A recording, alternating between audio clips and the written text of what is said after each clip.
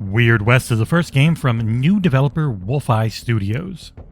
Set in a fantastical version of the American Wild West, you'll take control of multiple, quite different characters throughout multiple journeys.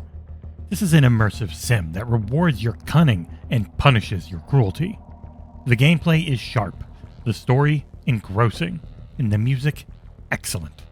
It's all coming day one to Game Pass, and I will explain why it is well worth your time in the XboxEra review of Weird West.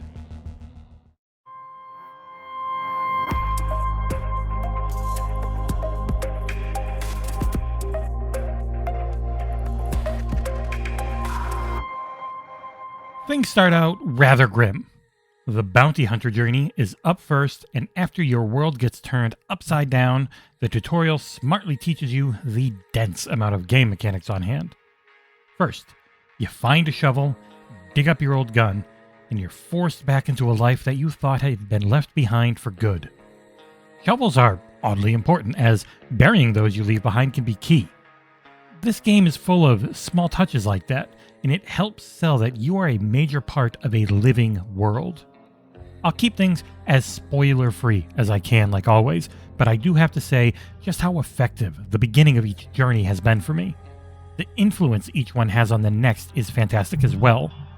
I wish I could go into more detail, but once you see what I mean, I think you'll appreciate it all that much more for having experienced it with no knowledge going in. This all gets wrapped up in an honor system, where honorable actions will add to your reputation and dishonorable actions will chip away from it. This matters in how you're treated within towns by folks you meet out on the trail, and repeated hostile actions can lead to bounties being put on your godforsaken head. The only real voice acting is a narrator who is both written and acted very well. The sound effects for enemy screams are haunting, and the writing in general is excellent. This is an American West full of supernatural horrors, and using a day-night cycle, areas can change dramatically depending on the time of day that you visit them. That time of day system plays into a timer mechanic, which I generally hate in video games. Thankfully here, it is generous enough, as well as being tied mainly to side quests and bounty hunts, so I never grew to hate it. The map is quite large, and I'd suggest saving up the money to buy a horse ASAP, as it helps you avoid some of the nastier random encounters. Through the use of procedural generation and allowing of player choice, my playthrough has been markedly different than that of others I've talked to during the review period. One shady character I helped thinking I had no other choice was double-crossed in another player's playthrough using a method I hadn't thought of. This player agency is a hallmark of the immersive sim genre, and it helps this game in a big way. Just what is this game though?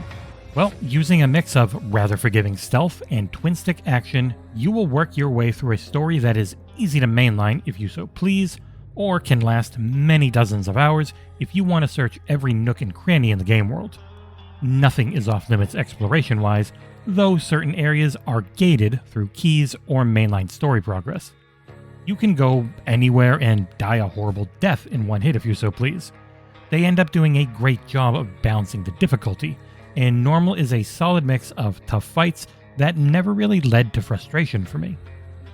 You can make things nice and easy, both difficulty and control-wise.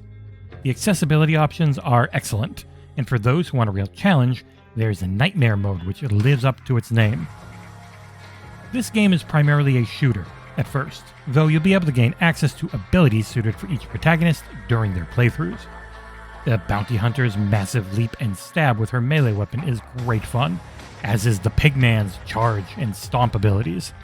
The star of the game, though, is the ranged weaponry when it comes to that combat. Using twin-stick controls that you can customize as you wish for stickiness and speed, you use the left bumper to choose between a variety of ranged and melee weaponry. Holding down the left trigger puts you into aim mode, and the right stick aims as the right trigger attacks. You'll come across a wide variety of rarity-rated pistols, shotguns, rifles, bows, and melee weapons. You get a lot of these while playing, and inventory space is limited, so get used to holding down X to break down gun after gun, which gives you a small amount of ammo for its type. I do wish there had been a break down all unequipped weapons button, but I couldn't find the option. You cannot break down melee weapons from what I've seen as well, which is a bit frustrating. Anything you don't break down, you can sell though, and the game's economy is rough, but fair. Healing and potions are tied to the D-pad and are easy to use, but abilities are tied to first aiming with the weapon equipped. Then you follow that up by holding down the left bumper while still holding down left trigger. Then you must press the corresponding face button. It works in practice, but can be awkward to do quickly in combat. Clicking in the left stick puts you into stealth mode, which you will be using a lot. Your character can take a fair bit of punishment, but bandages are not cheap and finding food on the go can be rather tough at times. Another way to heal is to find a bed in a relatively safe area and sleep for 8 in-game hours. On longer main story missions, you'll want to try to avoid damage as much as possible. The key to surviving is finding golden playing cards. These are the only source of progression that lasts through each journey, and they feed into the perk system.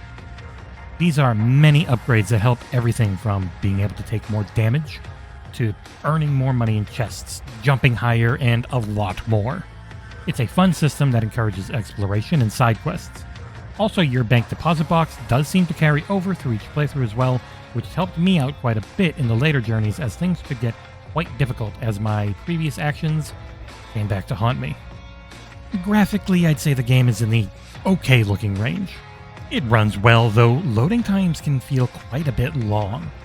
Going for a more painterly look overall, it isn't a technical showpiece by any standard, but the art direction is excellent, and enemy variety is fantastic. The 3D models look and animate well enough, and the drawn portraits during dialogue look great. There is a lot of talking in the game outside of combat areas, and it's handled very well. Your choices matter, and earning friends is key to your survival. One of the main mechanics is the Friend for Life system, where a previous person you helped in some way may come to your aid mid-fight if your health hits a certain low threshold. The number of times this saved me from having to reload a quick save is too high to count. Music's excellent as well and helps set the sinister mood at the appropriate times. The lack of voice acting was a bit jarring at first, but I grew to enjoy the odd, almost ethereal sounding samples used. Weird West lives up to its name with odd, dark, and adult material permeating throughout its story. I replayed a side mission repeatedly when it required full stealth because I knew it would follow through on the grim outcome it had promised if I was seen. Quick saves thankfully are easy to access in the pause menu, as are quick loads, though again those do feel like they take too long most of the time. Play areas in general just aren't very big, so it was odd how long a small square slab with a few NPCs on it could take to load. Leaving an area and accessing the map requires you to get near the edge of the playfield. It looked a bit off at first, but I soon grew accustomed to it.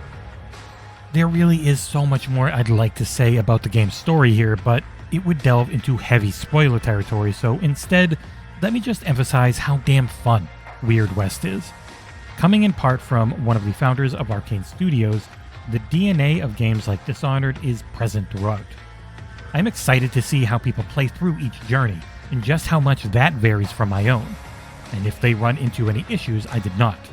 The game was stable and well polished with only a few minor movement related bugs, and one time where an autosave trapped me in a death loop.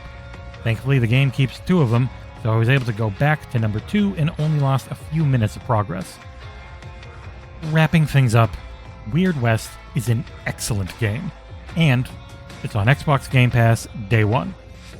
Engaging combat is matched with stellar writing, great music, and most importantly, it's just damned fun. This game is one hell of a debut from Wolf-Eye Studios, and I think it is safe to say that it is well worth your time.